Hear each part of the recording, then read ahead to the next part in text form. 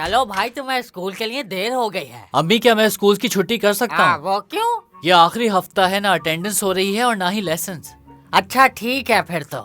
Yes, सोने का वक्त।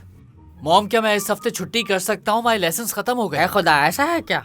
मैं सीरियस हूँ, अटेंडेंस भी नहीं होती। मैं टीचर से कॉल करके पूछती हूँ। हाँ ठीक है। मेरे बेटे ने कहा है इस हफ्ते कोई पढ़ाई नहीं होगी। हाँ ऐसा ही है, लेकिन हम कुछ एक्टिविटीज कर रहे हैं। तो क्या आप अटेंडेंस नहीं ले रही हैं?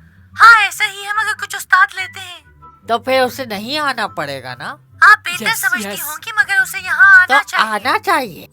क्या मैं इस हफ्ते स्कूल की छुट्टी कर सकता हूँ? अब एक ही दिन तो है, आज जुम्मा है। क्या? जुम्मा रिपोर्ट डे है। क्या आज मैं स्कूल की छुट्टी कर सकता हूँ? चलो बेटा चलो। मॉम, ऐसा मुमकिन नहीं है।